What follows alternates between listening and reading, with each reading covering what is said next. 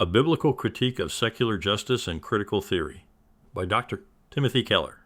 This is an audio version of the article. The original version can be found on gospelandlife.com. This is an additional article in the series on justice and race by Timothy Keller that includes The Bible and Race, March 2020, The Sin of Racism, June 2020, and Justice in the Bible, September 2020. The problem we face. Which justice? There have never been stronger calls for justice than those we are hearing today. But seldom do those issuing the calls acknowledge that currently there are competing visions of justice, often at sharp variance, and that none of them have achieved anything like a cultural consensus, not even in a single country like the U.S. It is overconfident to assume that everyone will adopt your view of justice, rather than some other, merely because you say so. Biblical justice. In the Bible, Christians have an ancient, rich, strong, comprehensive, complex, and attractive understanding of justice. Biblical justice differs in significant ways from all the secular alternatives, without ignoring the concerns of any of them. Yet Christians know little about biblical justice, despite its prominence in the Scriptures. This ignorance is having two effects. First, large swaths of the church still do not see doing justice as part of their calling as individual believers. Second, many younger Christians, recognizing this failure of the church and wanting to rectify things, are taking up one or another of the secular approaches to justice, which introduces distortions into their practice and lives. The history of justice. The traditions. No one has done a better job of explaining our current predicament over justice than Alasdair MacIntyre, especially in his book, Whose Justice? Which Rationality? He shows that behind every understanding of justice is a set of philosophical beliefs about a human nature and purpose be morality, and C, practical rationality, how we know things and justify true beliefs.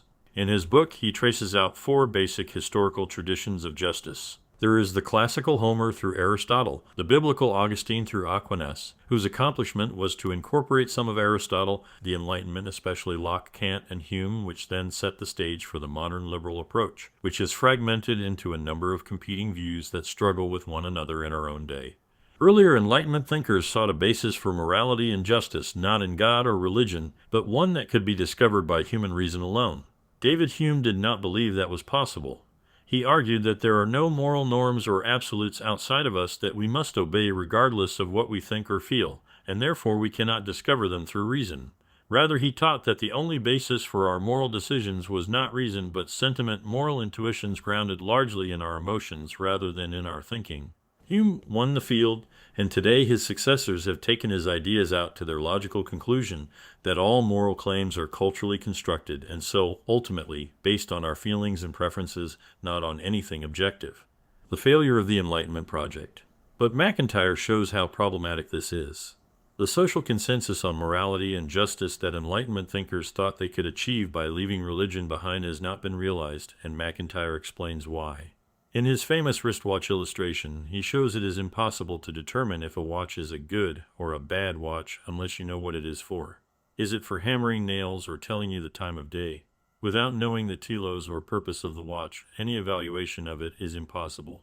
Likewise, unless you know what human beings are for, you will never come to any agreement as to what good or bad behavior is and therefore what justice is.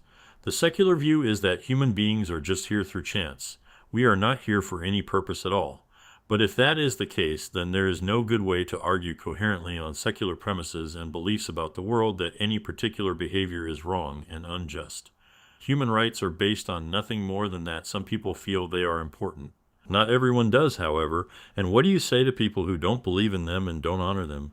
Why should your feelings take precedence over someone else's?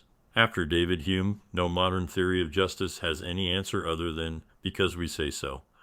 The problem of foundations.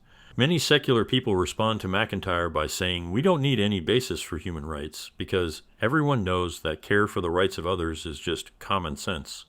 Below is an excerpt from a dialogue interview slightly edited by me between Christian Smith, author of Atheist Overreach, and an atheist on a podcast called Life After God.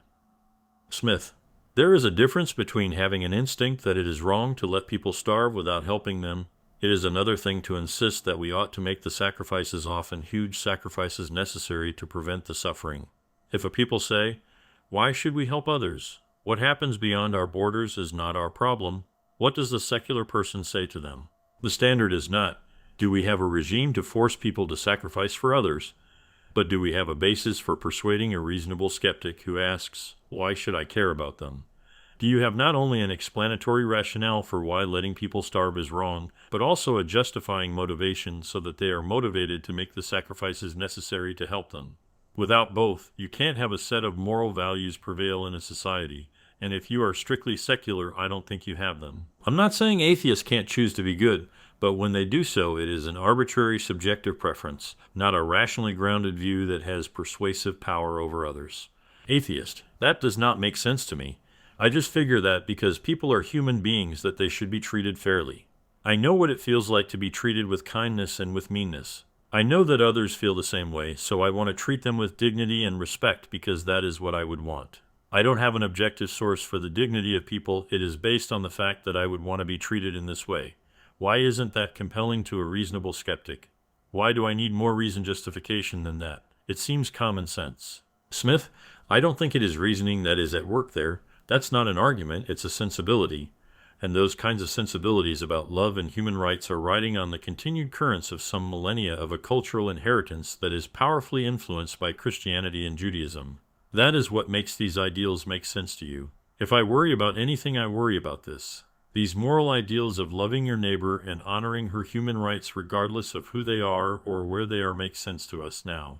But if they are, as I think can be demonstrated based on the cultural inheritance of religion based on the worldview that our culture used to have, then will these moral ideals make sense to our grandchildren as religion continues to decline? Won't they just ask, sure, I care about my not suffering, but why should I care about someone else's not suffering? Secularism has no good answer to that question. The atheist is saying to Smith that it is just common sense or rational to say, I want to be treated this way, therefore I ought to treat others that way. Smith says that is not reasoning. You may feel that the golden rule is right, but why should someone else feel the way you do about it? A brief outline of biblical justice. In order to compare biblical justice to the secular alternatives, below is a brief outline of the facets of biblical justice. 1. Community. Others have a claim on my wealth, so I must give voluntarily. The Bible depicts the human world as a profoundly interrelated community, so the godly must live in such a way that the community is strengthened. Old Testament scholar Bruce Walk puts all the teaching on the righteous in the book of Proverbs into a concise and practical principle. The righteous Sadduc are willing to disadvantage themselves to advantage the community. The wicked are willing to disadvantage the community to advantage themselves. The gleaning laws of the Old Testament are a case in point Deuteronomy 24:17-22. Landowners were commanded to not maximize profits by harvesting all sheaves or picking all the olives or grapes. Instead, the owner was to leave produce in the field for the workers and the poor to take through their labor, not through charity. When the text reads that the sheaves, olives, and grapes shall be for the poor, it uses a Hebrew phrase that indicates ownership. To treat all of your profits and assets as individualistically yours is mistaken. Because God owns all your wealth, you are just a steward of it. The community has some claim on it.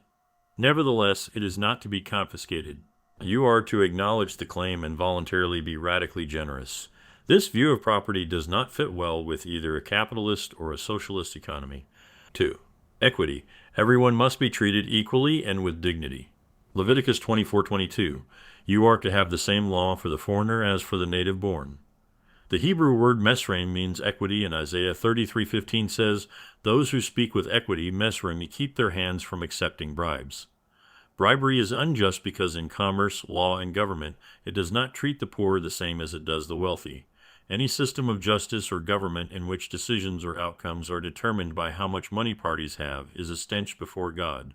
Another example of inequity is unfair business practices. Leviticus 19:13 and Deuteronomy 24:14-15 speak of unfair wages. Amos 8:5-6 speaks of unjust scales, selling even the sweepings with the wheat. To cut corners and provide an inferior product in order to make more money, but not serve customers, is to do injustice. 3. Corporate responsibility. I am sometimes responsible for and involved in other people's sins. Sometimes God holds families, groups, and nations corporately responsible for the sins of individuals. Daniel repents for sins committed by his ancestors, even though there is no evidence he personally participated in them. Daniel 9. In 2 Samuel 21, God holds Israel responsible for injustice done to the Gibeonites by King Saul, even though he was by that time dead. In Joshua 7 and Numbers 16, God holds whole families responsible for the sin of one member. In 1 Samuel 15:2 and Deuteronomy 23:3-8, he holds members of the current generation of a pagan nation responsible for the sins committed by their ancestors many generations before. Why? There are 3 reasons. Corporate responsibility. Achan's family, Joshua 7, did not do the stealing, but they helped him become the kind of man who would steal. The Bible's emphasis on the importance of the family for character formation implies that the rest of the family cannot wholly avoid responsibility for the behavior of a member. The Bible does not teach that your success or failure is wholly due to individual choices. Corporate participation. Sinful actions not only shape us, but the people around us. And when we sin, we affect those around us, which reproduces sinful patterns, even if more subtle over generations. So, as in Exodus 25, God punishes sin down the generations because usually later generations participate in one form or another in the same sin. Institutionalized sin. Socially institutionalized ways of life become weighted in favor of the powerful and oppressive over those with less power. Examples include criminal justice systems, Leviticus 19:15, commercial practices such as high-interest loans, Exodus 22:25-27, Jeremiah 22:13, and unfairly low James 5:4 or delayed wages, Deuteronomy 24:14-15. Once these systems are in place, they do more evil than any one individual within the system may intend or even be aware of. 4. Individual responsibility. I am finally responsible for all my sins, but not for all my outcomes. My outcomes. The Bible does not teach that your success or failure is wholly due to individual choices. Poverty, for example, can be brought on by personal failure, Proverbs 6:6-7, 20-21, but it may also exist because of environmental factors such as famine or plague, or sheer injustice, Proverbs 13:23, cf. Exodus 22:21-27. So we are not in complete control of our life outcomes. My sins. Despite the reality of corporate responsibility and evil, the Bible insists that, ultimately, our salvation lies in what we do as individuals, Ezekiel 18. There is an asymmetrical balance between individual and corporate responsibility. Deuteronomy 24:16 says that in ordinary human law, we must be held responsible and punished for our own sins, not those of our parents. We are indeed the product of our communities, but not wholly we can resist their patterns. Ezekiel 18 is a case study of what can happen if we put too much emphasis on corporate responsibility. It leads to fatalism and irresponsibility. The reality of corporate sin does not swallow up individual moral responsibility, nor does individual responsibility disprove the reality of corporate evil. To deny or largely deny either is to adopt one of the secular views of justice rather than a biblical one. 5. Advocacy. We must have special concern for the poor and the marginalized. While we are not to show partiality to any, Leviticus 19:15, we are to have special concern for the powerless, Isaiah 1:17, Psalm 41:1. This is not a contradiction. Proverbs 31:8-9 says, "Speak up for those who cannot speak for themselves. Defend the rights of the poor and needy." The Bible doesn't say, "Speak up for the rich and powerful," not because they are less important as persons before God, but because they don't need you to do this. The playing field is not level, and if we don't advocate for the poor, there will not be equality. In this aspect of justice, we are seeking to give more social, financial, and cultural capital power to those with less. Jeremiah 22:3 says, "Protect the person who is being cheated from the one who is mistreating foreigners, orphans, or widows." Jeremiah is singling out for protection groups of people who can't protect themselves from mistreatment the way others can. Cf. Zechariah 7:9-10. The spectrum of justice theories. In briefly outlining the alternative accounts of justice operating in our culture, some oversimplification is unavoidable. Still, there is widespread agreement that something like the following 4 categories of justice theories are operating. All the theories on this spectrum are secular, sharing 2 assumptions. First, unlike Martin Luther King Jr., see Letter from Birmingham Jail, they all assume that there are no transcendent, moral absolutes on which to base justice. They believe in Taylor's immanent frame that there is no supernatural reality, and so moral values and the definition of justice itself are invented by human beings. B, they all see human nature as a blank slate that can be wholly reshaped by human means, not as a God-given nature that must be honored for us to thrive. 1. Libertarian freedom. A just society promotes individual freedom. This view, recently argued by Robert Nozick, believes in a small number of individual rights, but not entitlements. Persons have the right to not be harmed, an absolute right to private property if fairly earned, and to the rights of free speech and free association. The first way to guard these rights is to have small government, since high taxes are unjust, a violation of the right to private property, and large-scale government inevitably seeks to regulate speech, thought, and association. The second way to guard these rights is to have an unregulated free market. The libertarian view is highly individualistic, based on the implicit assumption that every human being belongs to him or herself, and that the outcomes of anyone's life depend wholly on their individual choices and efforts. Quick biblical analysis. First, this view denies the complexity of who we are individuals, yet embedded in communities instituted by God, family, state, and created in the image of a three-in-one God. The Bible balances individual freedom with community obligation. Unlike the Bible, libertarianism denies or downplays the role of oppressive social forces in what makes people poor, refusing to see how sin creates unlevel playing fields that mere individual freedom cannot remedy. Second, it denies the doctrine of the universality of sin. It sees the evil capacities of government, but not so much of capital markets, though human sin is everywhere and will corrupt everything. Third, it has a sub-biblical understanding of freedom. Libertarianism usually sees freedom in wholly negative terms. It is freedom from, but we were created by God for loving Him and our neighbor, not just self-interest, and so the more we do what we were created to do, the more free we will be. Finally, this view's understanding of absolute rights over property and over self does not square with the Bible's view of creation. We belong to God, not to ourselves, and so does everything we own. Whatever we have is ultimately God's gift and must be shared. The Bible balances individual freedom with community obligation. 2. Liberal fairness. A just society promotes fairness for all. This view, more recently argued by John Rawls, greatly expands the idea of human rights into what libertarians would call entitlements. Liberals add to freedom rights right to speech, property, religion, also social or economic rights, right to an education, to medical care. Rawls' justification for such rights goes like this. He argued that if people had to devise a society from behind a veil of ignorance, not knowing where they would be placed, not knowing what race, gender, social status, etc., they would be that everyone would, out of pure rational self-interest, design one in which there were significant legal measures to redistribute wealth to those who were born in poor communities and to establish many other economic and social rights. Only that kind of society would be fair and rational. Once it is established that economic and social rights are valid, then, in the liberal view, there is no need in society for any consensus on moral values, no need to all agree on what the good is. Rather, honoring individual human rights becomes the only necessary moral standard and denying them the only sin. Then people will be free to live their lives pursuing whatever they believe is their good. A major difference from the libertarian view is that now it is just and fair for the state to redistribute wealth through taxation and government control of the market. Nevertheless, Rawls and liberals still believe that some kind of free market was the best way to grow the wealth of a society that then can be shared justly. The reason that liberals are basically still friendly to capitalism is that ultimately this view is still highly individualistic, giving individuals freedom to create their own good and meaning and morality. So liberalism still aims not for equal outcomes, but equal opportunity for individuals to achieve their happiness. Individual outcomes are still seen as determined by individual efforts and work ethic. This means that Christians can agree with much in this justice theory. Nevertheless, as McIntyre showed, there are contradictions and fatal flaws in liberalism's approach. Quick biblical analysis. As much recent scholarship has demonstrated, liberalism's beliefs in human rights and care for the poor are grounded in Christianity.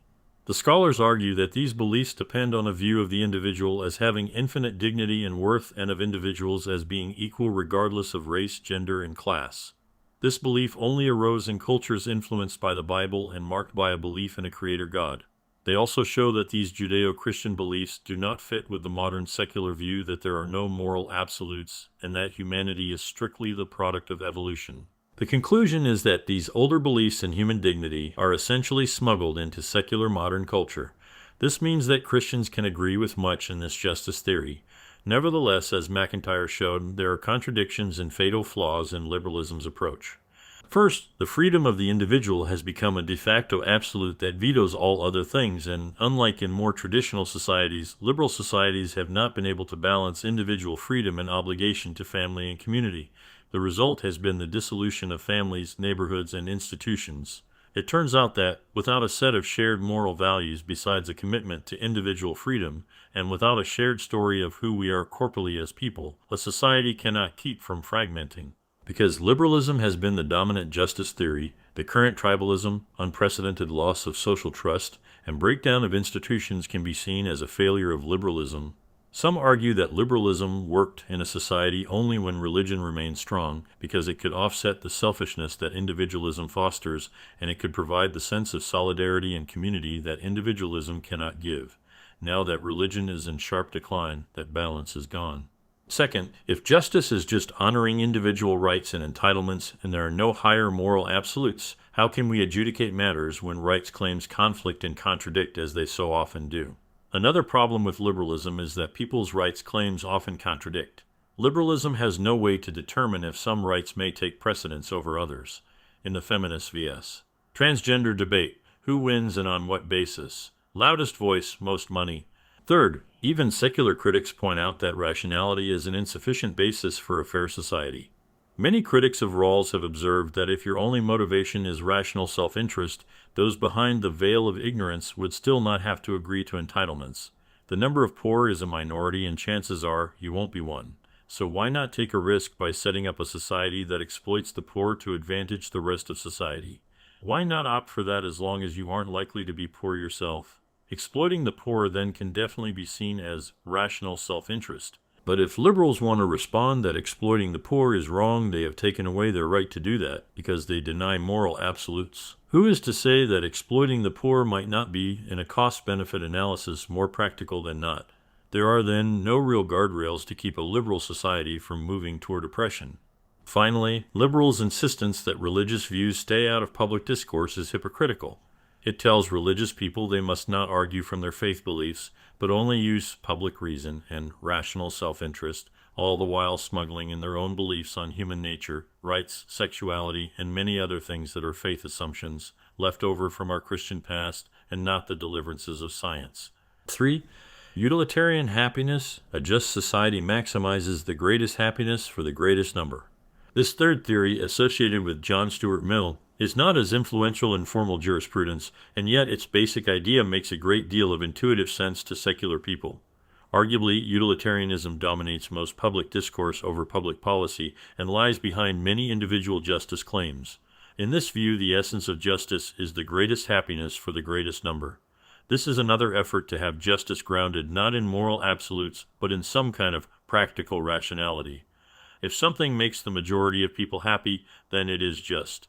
But where are the guardrails? Does it mean that anything the majority desires for happiness is okay? Utilitarians use the harm principle to create limits. They argue that people should be free to pursue whatever makes us happy as long as it doesn't harm others.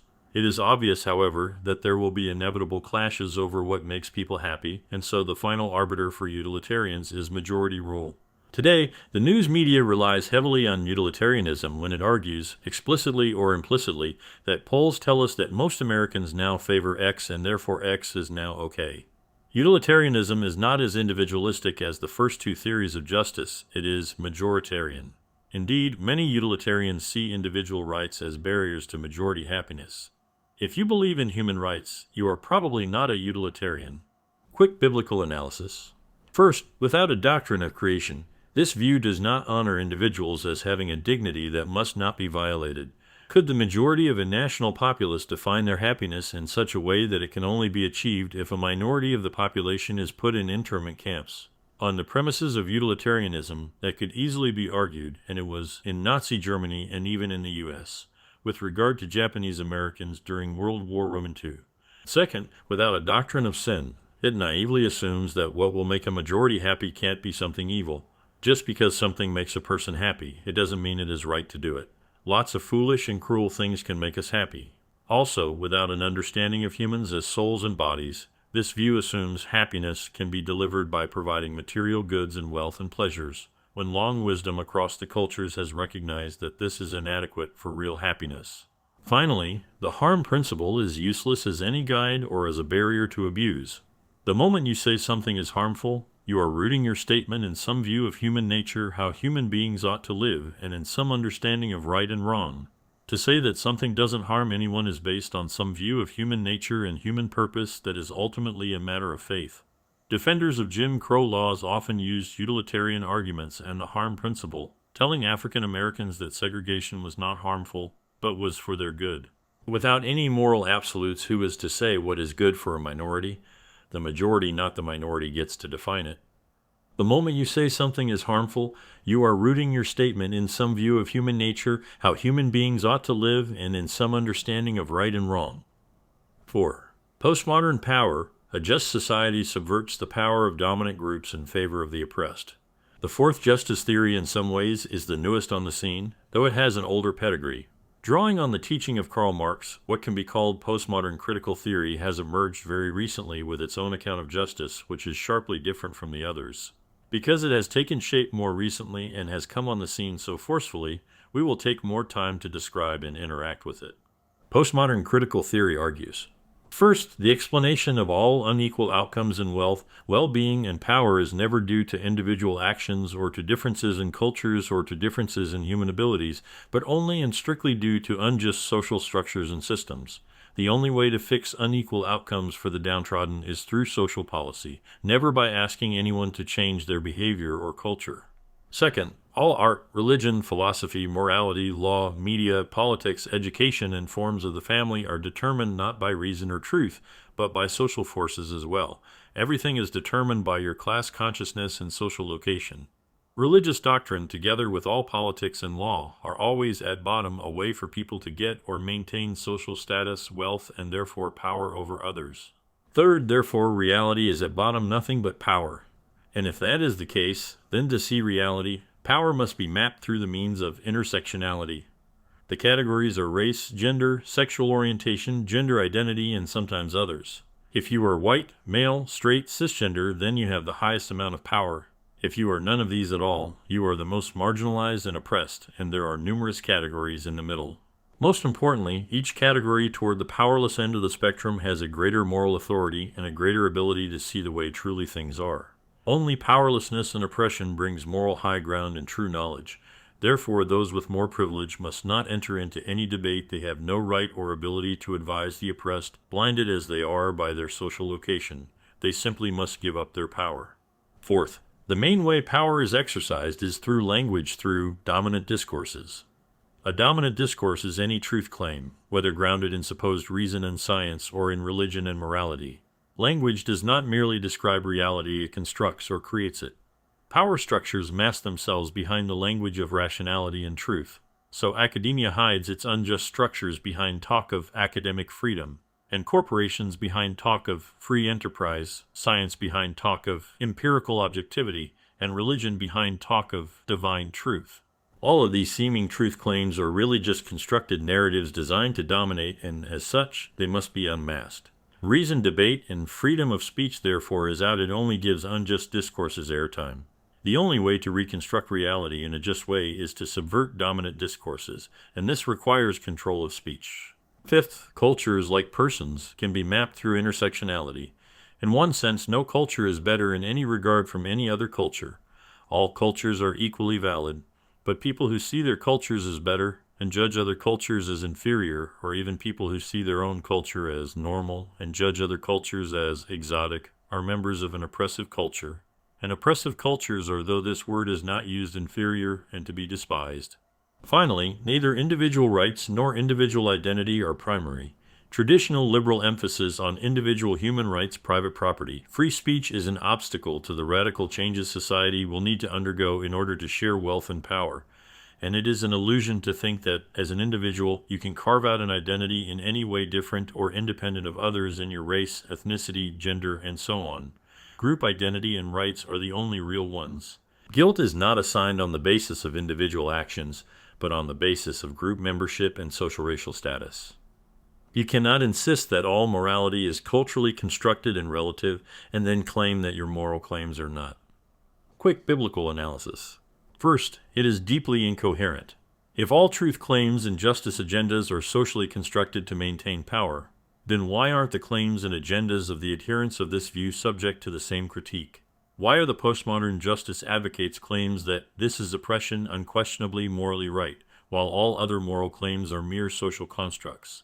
And if everyone is blinded by class consciousness and social location, why aren't they? Intersectionality claims oppressed people see things clearly. But why would they if social forces make us wholly what we are and control how we understand reality? Are they less formed by social forces than others? And if all people with power who call the shots socially, culturally, economically, and control public discourse inevitably use it for domination, then if any revolutionaries were able to replace the oppressors at the top of the society, why would they not become people that should subsequently be rebelled against and replace themselves? What would make them different? The postmodern account of justice has no good answers for these questions. You cannot insist that all morality is culturally constructed and relative, and then claim that your moral claims are not. This is not a flaw that only Christians can see, and this may therefore be a fatal flaw for the entire theory. Second, it is far too simplistic. The postmodern view of justice follows Rousseau and Marx, who saw human beings as inherently good or blank slates. Any evil is instilled in us by society, by social systems and forces. So any pathology, poverty, crime, violence, abuse is due to one thing only: wrong social policy. But biblically we know we are complex beings, socially both individual and social creatures made in the image of a three-in-one God, morally both sinful and fallen, yet valuable in the image of God, and constitutionally we are equally soul, spirit, and body. The reasons for evil and for unjust outcomes in life are multiple and complex. So, for example, the restoration of a poor community will require a rich, multidimensional understanding of human flourishing. There certainly is a need for social reform and the dismantling of systemic injustice. But people also need meaning in life and strong families and ways to grow in character and healthy, functional communities and moral discipline as well. This view ignores the complexity of what makes humans thrive, and therefore its programs will not actually work to liberate oppressed people. It ignores too much of what makes us human. Third, it undermines our common humanity. Biblically, we are primarily individuals before God, made in His image, and secondarily members of a race nationality. The postmodern view, however, makes one's racial or group identity primary, superseding all loyalties to the nation or to the human race as a whole. This comes close to saying that there are humanities rather than a common human race. And therefore, fourth, it denies our common sinfulness. The Bible teaches that sin is pervasive and universal. We are each members of a race or nationality that contains much unique common grace to contribute to the world. But every culture also comes with particular sinful idolatries. No race or people group is inherently more sinful than others. But in this postmodern view of justice, groups are assigned higher or lower moral value depending on their power, and some groups are denied any redeeming characteristics at all. To see whole races as more sinful and evil than other races leads to things like the Holocaust. Fifth, it makes forgiveness, peace, and reconciliation between groups impossible. Miroslav Volf writes, "Forgiveness flounders because I exclude the enemy from the community of humans, even as I exclude myself from the community of sinners." Without using the word sin, the adherents of this view continually do what Volf describes, so reconciliation flounders. Sixth, it offers a highly self-righteous, performative identity. The Christian identity is received from God's gracious hands, not achieved by our actions. We are loved absolutely apart from our performance. Contrarily, this view provides two kinds of identity that are highly performative, either being a member of an oppressed group fighting for justice or a white ally anti-racist. Both identities, like all other identities not based in Christ, can produce anxiety because of the need to prove oneself sufficiently justice-oriented. The secure identity of Christians does not require shaming, othering, and denouncing, which is always a part of a highly performative identity. Also, the new Christian identity that we are simultaneously sinful and infinitely loved changes and heals former oppressors by telling them they are just sinners, as well as former oppressed by assuring them of their value. See James 1:9. Finally, it is prone to domination. This theory sees liberal values such as freedom of speech and freedom of religion as mere ways to oppress people. Often this view puts these freedoms in scare quotes. As a result, adherents of this theory resort to constant expressions of anger and outrage to silence critics, as well as to censorship and other kinds of social, economic, and legal pressure to marginalize opposing views. The postmodern view sees all injustice as happening on a human level and so demonizes human beings rather than recognizing the evil forces, the world, the flesh, and the devil at work through all human life, including your own. Adherents of this view also end up being utopian. They see themselves as saviors rather than recognizing that only a true divine savior will be able to finally bring in justice. When dealing with injustice, we do confront human sin, but in addition, we wrestle not merely with flesh and blood, Ephesians 6:12. Comparing biblical justice to the alternatives. First, only biblical justice addresses all the concerns of justice found across the fragmented alternate views. Each secular theory of justice addresses one or some of the 5 facets of biblical justice mentioned above, but none addresses them all. Second, biblical justice contradicts each of the alternate views, neither by dismissing them nor by compromising with them. A biblical justice is significantly more well-grounded. It is based on God's character, a moral absolute, while the other theories are based on the changing winds of human culture.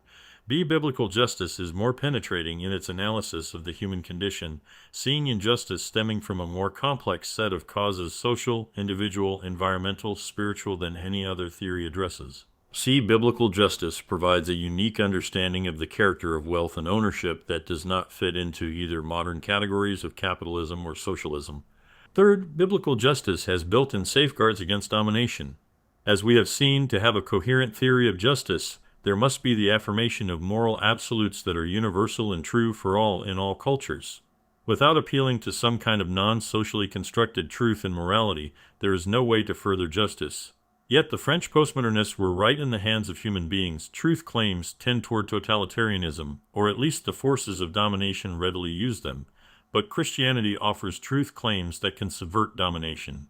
How? Christianity does not claim to explain all reality. There is an enormous amount of mystery things we are simply not told. Deuteronomy 29:29.